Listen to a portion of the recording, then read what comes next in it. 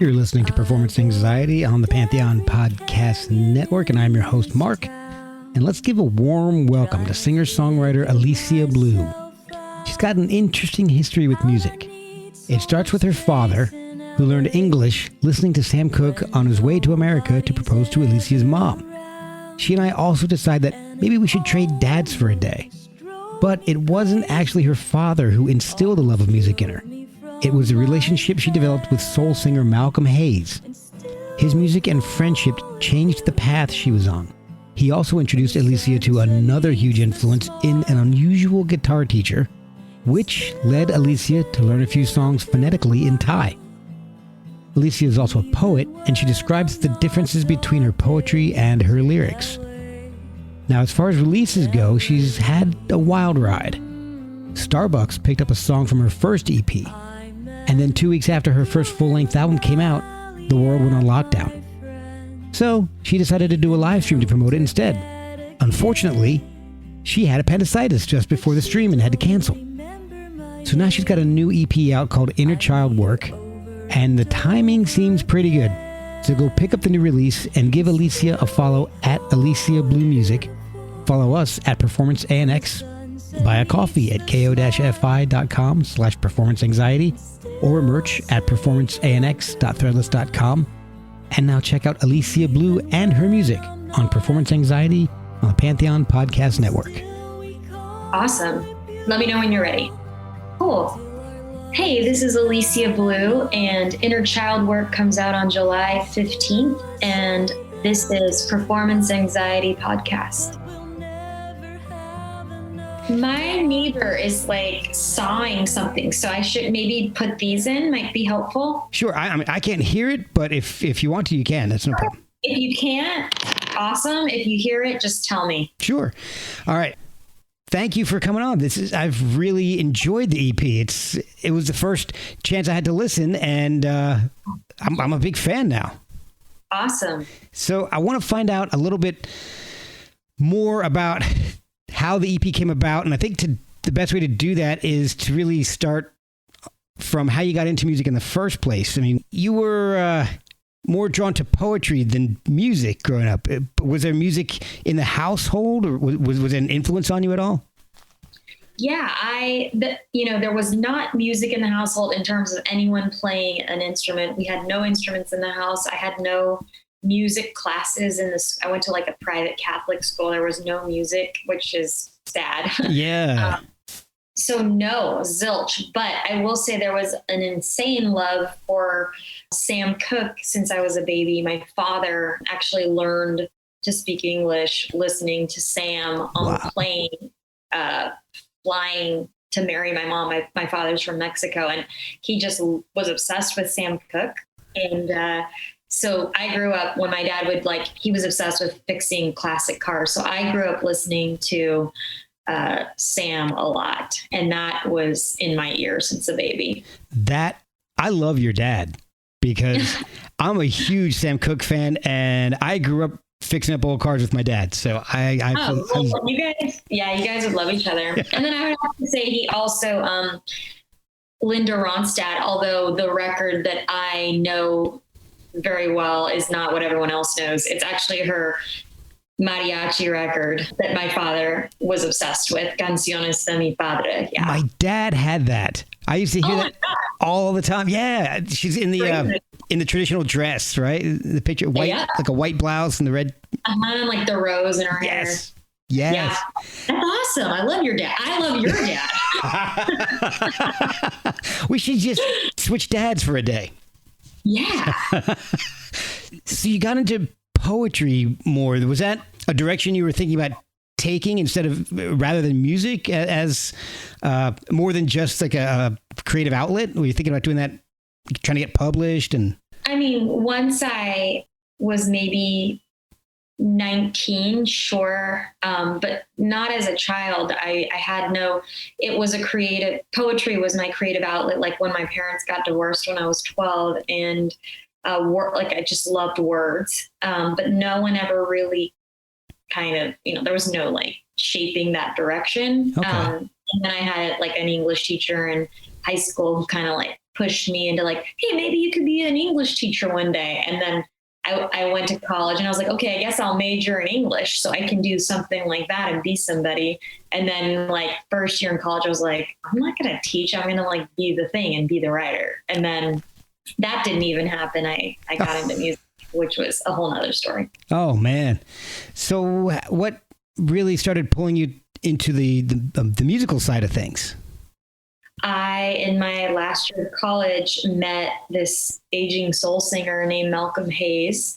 And I spent like 3 years with him. He was in a wheelchair and I kind of was like his caretaker. And when I was cleaning his house, found these old vinyl records and cassette tapes with his image and his name on them and took them home and was like, the fuck is this? Excuse my language. That's all right. It's a podcast. Yeah.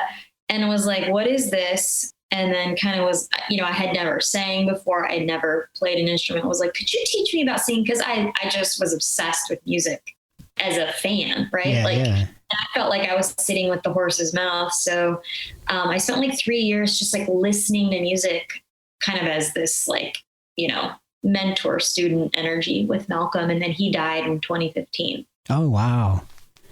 Yeah. And that's why I'm a musician. And I think I read that he introduced you to someone else who was very important to you.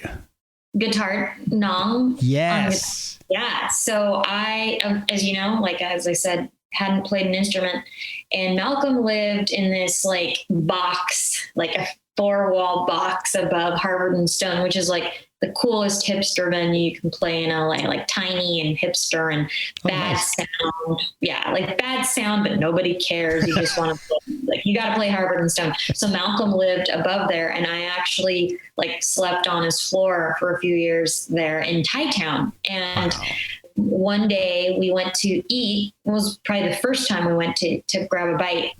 There was a performer at the restaurant in Thai Town, and anyone in LA would know. And it was this woman who was singing like James Taylor and Joni Mitchell and Carole King and the Beatles. And it was like flawless, just like the finger picking, like just like a dream, like perfection, excellence. And he goes, you need to ask her how she does that. And I was like, what? No. And so he nudged me and I did. And she could hardly speak English, like little to none. Wow. And I couldn't believe it because she was singing all these songs in perfect English. And we actually became kind of like the best of friends for a couple of years. And she took me to buy my first guitar. Oh man. And taught me like finger picking and yeah. Wow. That's her name is Nong. Yeah. That is amazing. So is she still around? She's moved back to Thailand now. She was here making money to send back.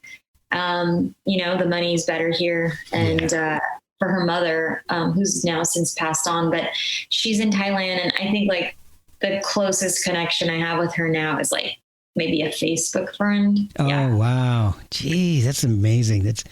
Yeah. So were you performing with her? Was it just more of a student-teacher relationship? Both. Fun fact. I'm like, not sure if you read this anywhere, but I don't think it's like anywhere to be read, but I fucking learned some songs in Thai, like the phonetics of it, and sang them at some of the restaurants with her and got paid like $50 a night as like my first job. And yeah, like you can like YouTube Thai hit songs and like it has the English phonetics in parentheses and captions. And I like studied like 4 of them and like, yeah. Whoa. So, and then I sang like the classics with her, like the Carole King stuff, on those shows, they're not shows because you're singing at a restaurant where people are talking. Like, yeah, like I'm not sure. I mean, I know why I did it, but whoa, yeah. We'll be right back after a word from our sponsors. This podcast is sponsored by BetterHelp. Without a healthy mind, being truly happy and at peace is hard. The good news is therapy works. But what is therapy exactly? It's whatever you want it to be. Maybe you're not feeling motivated right now and would like some tools to help. Or maybe you're feeling insecure in relationships or at work, not dealing well with the stress. Whatever you need, it's time to stop being ashamed of normal human struggles and start feeling better because you deserve to be happy. And now you don't have to worry about finding an in-person therapist near you to help. BetterHelp is customized online therapy that offers video, phone, and even live chat sessions with your therapist, so you don't have to see anyone on camera if you don't want to. It's much more affordable than in-person therapy, and you can start communicating with your therapist in under 48 hours. Try doing that in person. So join the millions of people who are seeing what online therapy is really about. It's always a good time to invest in yourself because you are your greatest asset.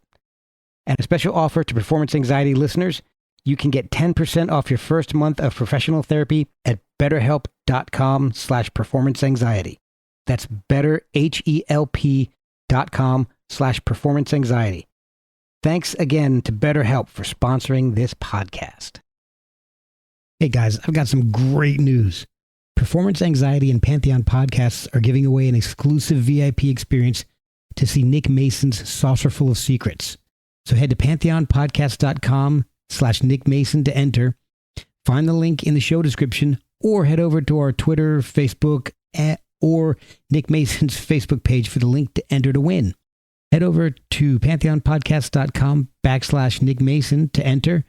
Find the link in the show description or head over to our Twitter, Facebook, or Nick Mason's Facebook page for the link to enter to win front row seat upgrades, a very special commemorative guitar pick shaped necklace carved down from a drum cymbal played by Nick Mason himself. You also get a selection of curated exclusive VIP merchandise, including a VIP laminate and lanyard, crowd-free shopping at a dedicated merchandise stand before the show, and on-site perks such as priority check-in, VIP express lane into the venue for ease of entry, and a dedicated customer service line. Nick will be playing in my area at the Lincoln Theater in DC on September 27th. And I'd love to meet up with a DC winner at the show. So enter now at pantheonpodcast.com/Nick Mason. Winners will be notified via email 1 week prior to the event, so enter now. That's amazing. So she couldn't speak much English, and she's singing these English songs. You don't speak Thai, and you learned phonetically how to perform a few songs. I have no idea what I was saying. That is amazing. That could have been like, the filthiest Thai song ever. Who knows? Maybe it was. Did you start writing your own music at this point, or were you just worried about playing? No, I was learning through Malcolm how to use my voice because I had no chops at all. And then I would say right around the time Malcolm passed and Nong was now back and in Thailand, I was kind of on my own, and that's when I started writing my own songs. Were you using your existing poetry and putting music to it, or were you just starting songs from scratch? I would say, every song for me starts with lyrics. So yeah, I would say, kind of both. Yeah. Okay. So do you have a different approach to writing poetry compared to lyrics? Mostly for me, everything is words and then I make it a song. But I guess to answer that, when it's just too good as words, I can't fit it in. I feel like it's usually the opposite for musicians. So that's why I always call myself a poet first. But okay.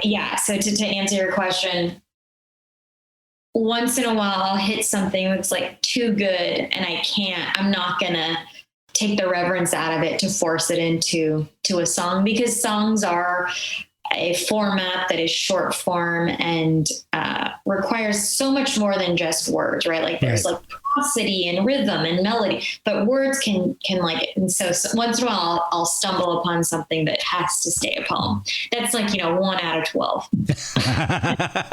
That's still a pretty good ratio.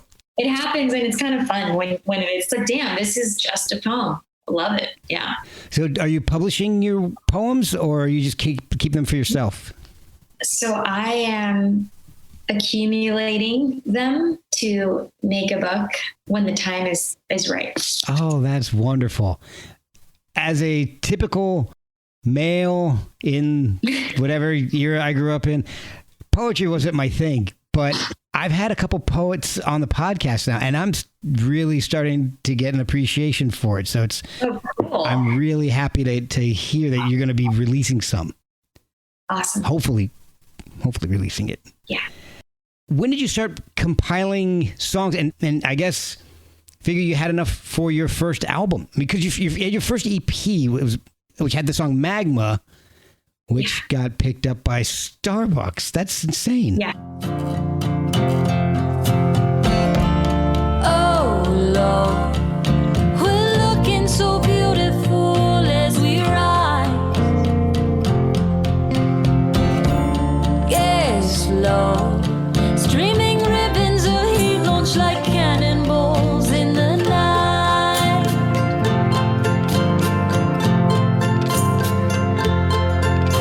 Oh, ashes and instincts are what we got left. We've trashed our burdens to the place they came from.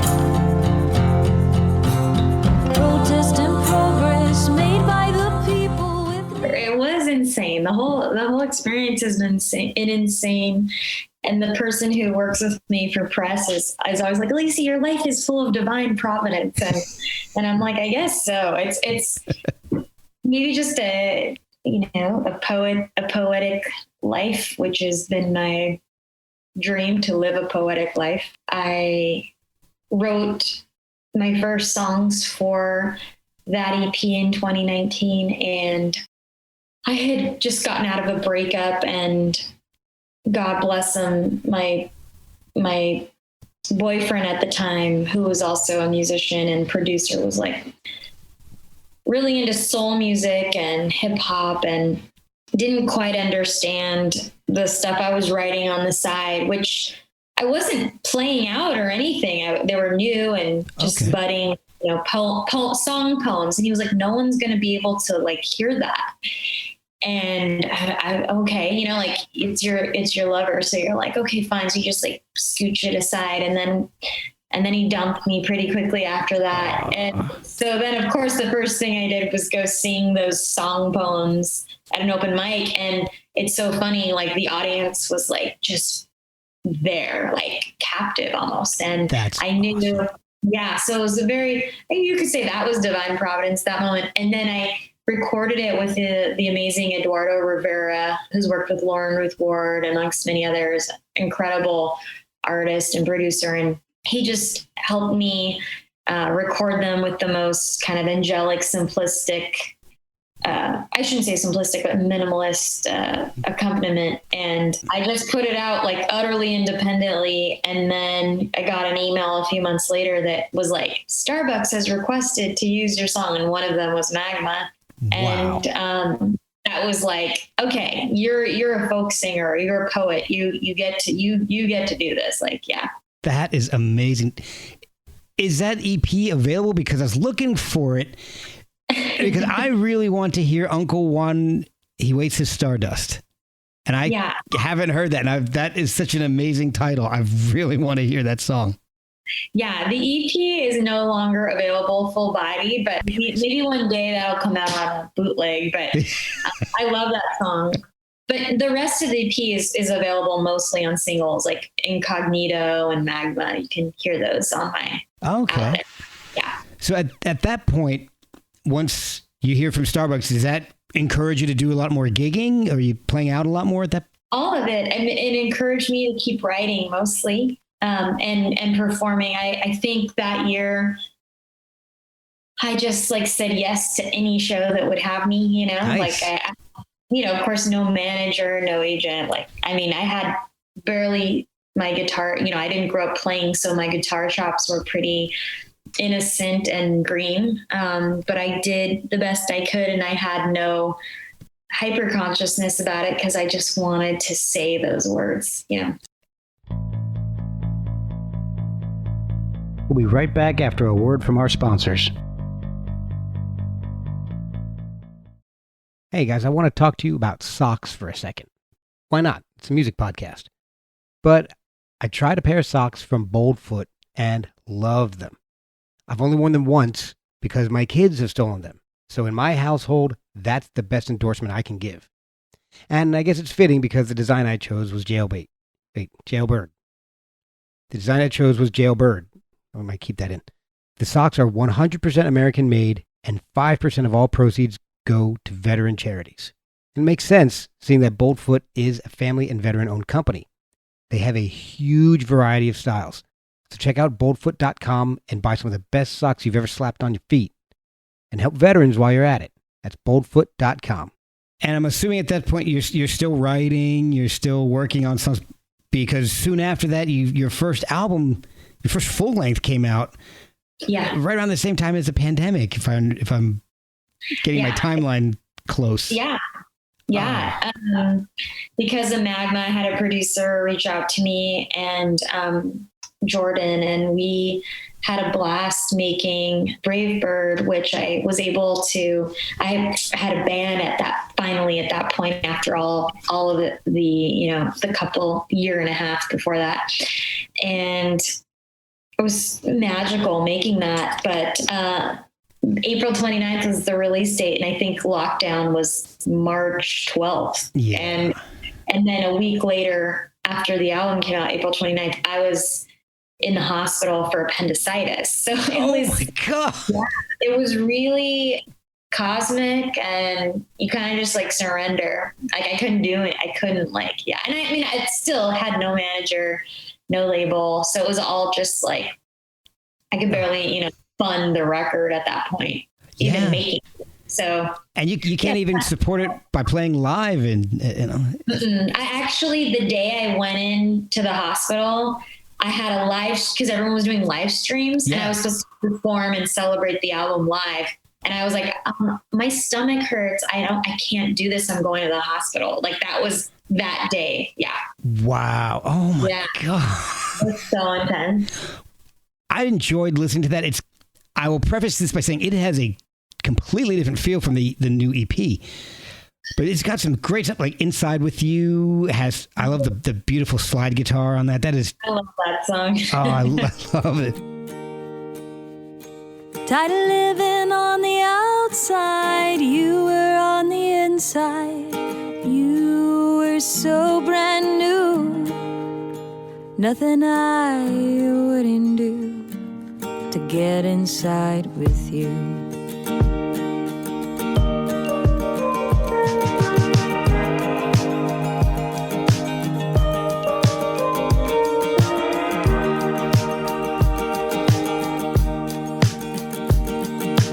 Pico Union Apartment 8, 18th Street and staying up late. Fighting all day long. I love it too. Star Maps, another awesome. The whole album has this kind of modernized 70s vibe to it, including even the artwork, which I think is really cool.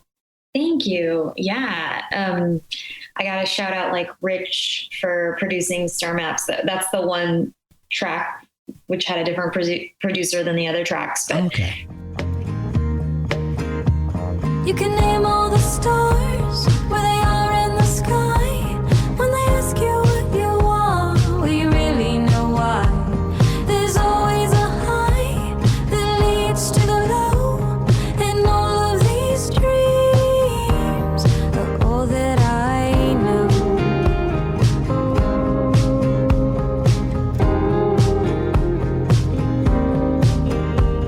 And you're so good looking, but your heart is weak. I can't stand the way you look at me. There's a hostage behind your eyes, and he's looking at me to set him free. But everybody knows that it don't work. And Daniel, who did the artwork, but we really wanted to go for that. Like Jordan, found the snare that had that kind of late 70s vibe, and just be really, and Jason on key. I mean, everyone that was part of it. And it was pretty magical. Yeah, it is. I mean, and some of the songs you definitely have a Karen Carpenter quality to your singing, to the voice. Thank you. I've been told that like once. That's awesome. Oh man, I can't believe more people haven't said that. It's now particularly on that album though. Yeah, the new EP, Inner Child Work, bit different. And I've got a question about, I guess, from the time that came out to new work happening. So With all the lockdown and the frustration, I mean, did you change your writing style at all? Because the songs sound, in the first album, Brave-Bird, they sound like singer-songwriter folk songs with an accompanying band, whereas Inner Child Work sounds like it was written more with a band in mind, if that makes any sense. Yeah, it is partially true. I would say the difference is with all the soul searching I was able to do in the pandemic. I just got really connected to the most honest version of myself. So when I made Brave-Bird, my dream was, to be like the next Joni Mitchell, which is utterly impossible because there's one Joni Mitchell. Yeah. And with what I'm making now, it incorporates, of course, that love, but with a much more intense embrace of who I actually am, where I come from, growing up on 90s and early 2000s music. Yeah. This song, and then I found a collaborator in Lincoln Parish in writing a lot of those songs here in Nashville, which is where I live now. And when we demoed them out, they were just big songs, the bigger songs. And so then that's where the full instrumentation kind of comes in. So you moved from LA to Nashville. Was that for recording for the new album? Or was there more to it than that? And how did you meet Lincoln in the first place? Yeah. So I had the appendicitis and it kind of changed my life because I'd never been in the hospital and it was really serious and really intense. Yeah. And I came out of it like, I'm going to make everything I need to happen. And I got a manager, and my manager linked me with Lincoln, along with the other writers that I wrote with on the album. And they were all mostly based in Nashville. So I started coming out here driving with my best friend. Wow. Through the pandemic. So I spent like almost 2 months in Nashville throughout the pandemic, off and on. Oh, wow. And I fell in love with it. And then I got a record deal. And then because of these demos, and then after I made the record, which was October of 2021, decided to move here because I had fallen in love with it. The flow here was just like a whole nother level than LA. And I love LA. Yeah. Yeah. I can only imagine the change. I mean, I moved from New Jersey to Alabama and that was rough. Oh, wow. But LA to Nashville is I'm not going to say too dissimilar, maybe a little less shocking. I don't know, maybe. But no, we have a similar transition, you and I. Yeah. And now I moved back up to Virginia a few years, 16 years ago now, something like that. So I've been up here a while, but yeah, sometimes you just need that change. Yeah. It makes a huge difference. But all right. So I heard a song that I absolutely loved, and I'm not sure if it was just a single or not, but I absolutely love the song Blackbird. We were talking in a cafe about how our fathers smashed it down to keep it cool. Forced to choose between two poisons, spewing heat or keeping cool. How long do we keep cool? Till we sing from the boughs and sing from the trees. Sing, blackbird babe, from the red in your wing. Ooh, ooh. Though our song it is sweet, do you hear the alarm? Oh, thank you. That was this random interim single I did with actually Eduardo Rivera, who did my first EP in right before lockdown. I think we recorded it like March 9th and lockdown was like March. And I just wow, threw it up. Yeah, we just released it randomly. I love it. That and there's Don't Tell Me to Smile. To me, they have a very Brandy Carlisle quality to them. Oh, that's awesome. Well, for anyone listening, Don't Tell Me to Smile will come out July 15th. Nice. with the EP. That's kind of like everybody's favorite. You say you don't wanna fight, then push until I say that you're right. So don't tell me to smile. I'm not your puppet hanging on your silly string. I'm a real thing. If you wanna be with me, know that sometimes the sun's not gonna shine.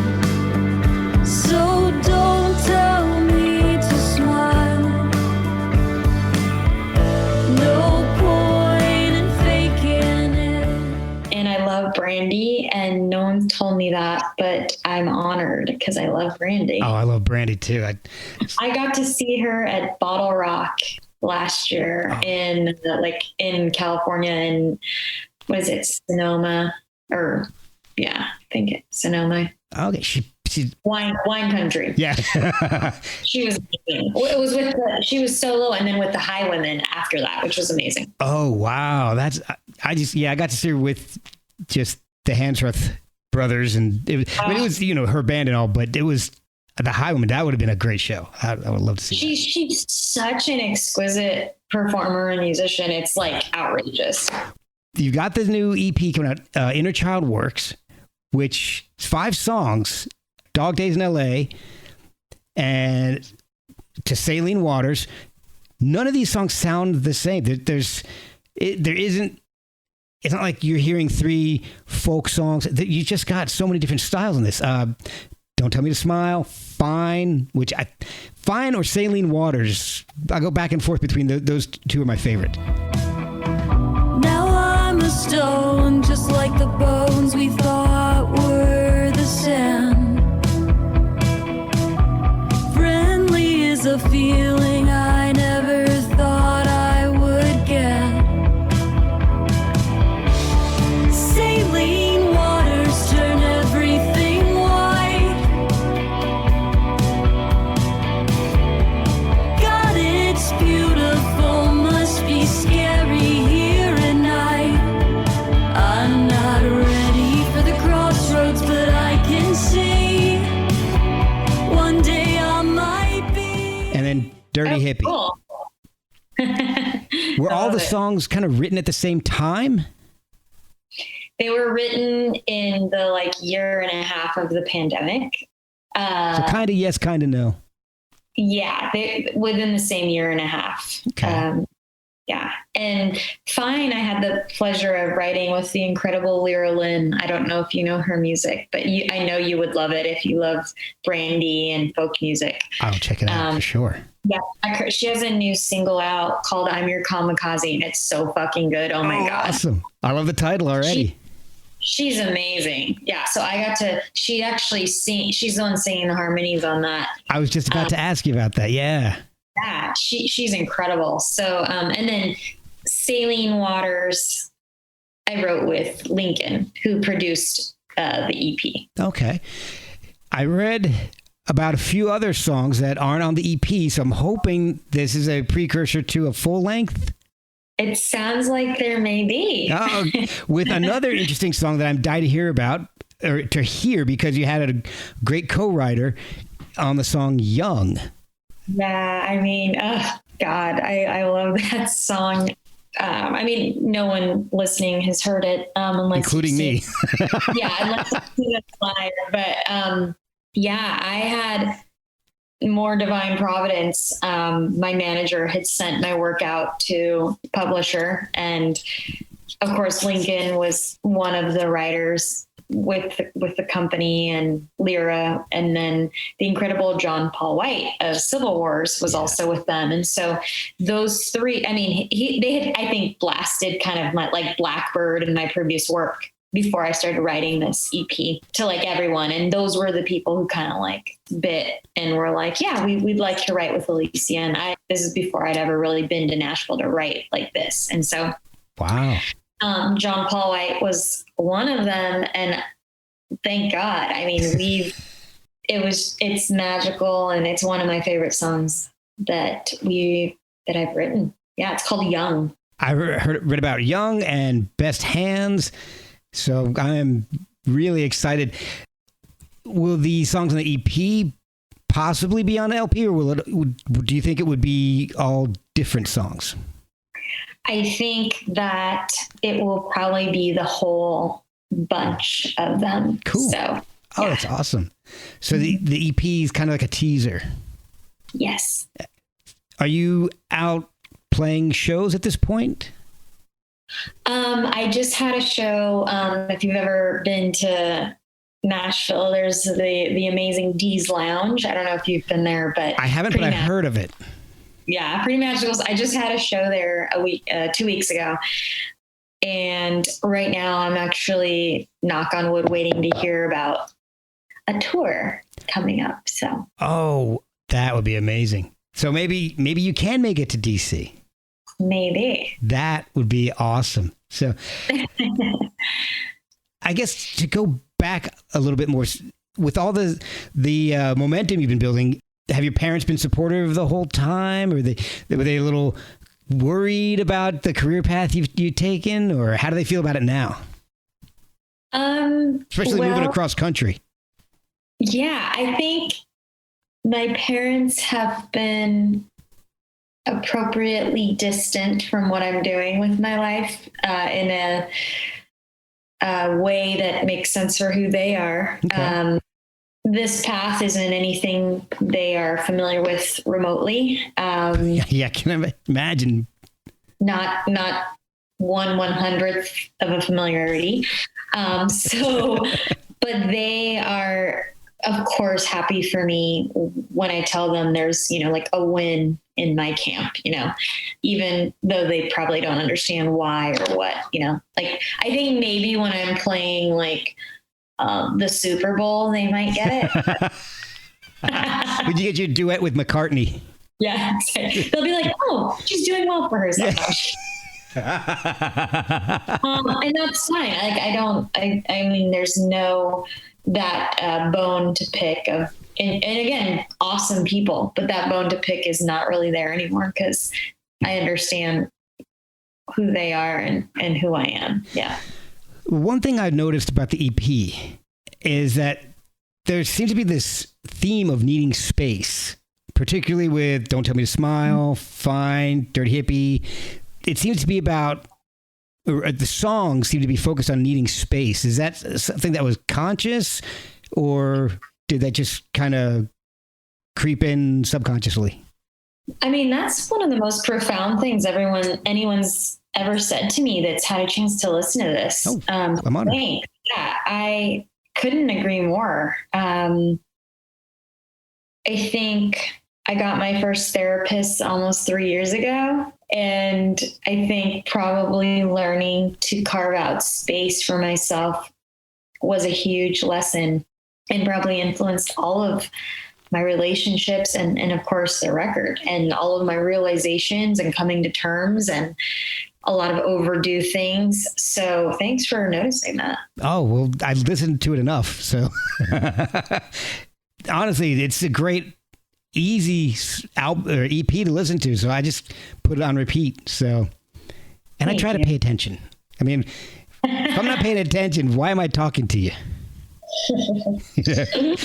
What the hell's the point of this if I'm not going to actually listen to the stuff? But I'm really enjoying the album. Where can people find you online, on social media? How can they follow you and hopefully learn about possibly an upcoming tour and buy the EP? Yeah, I can't speak on the tour yet because, I'm still, how it is. I'm like waiting. But right. I will say anywhere at Alicia Blue Music, ALICIA, blue like the color, Alicia Blue Music, one word, and Spotify, just Alicia Blue and aliciablue.com. Everything's rolling out July 15th. You'll get to hear a few more songs than what you've already heard. Wonderful. Well, thank you so much for spending some time. I think we're getting in just under the wire here with time-wise. So, thank you so much for having me. Looking for pride through fearful eyes, You could run and hide, but I'm still on your mind.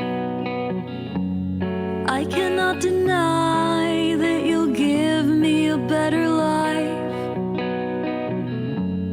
I could waste your time and say I'm doing fine. I just need a little room, no one on the line. Can't tie up the tiger, baby, can't just say it's fine. I just need a little time, take a little off my back. Don't hold on too tight, baby, I'll play with the pack.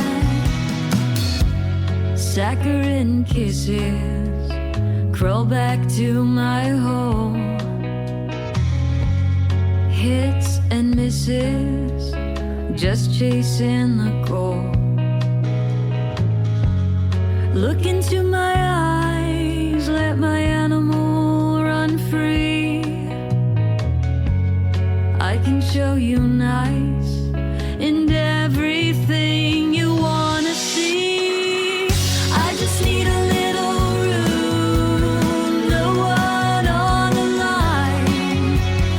Can't tie up the tiger, baby, can't just say it's fine. I just need a little time, take a little off my back. Don't hold on too tight, baby, I'll play with the pack.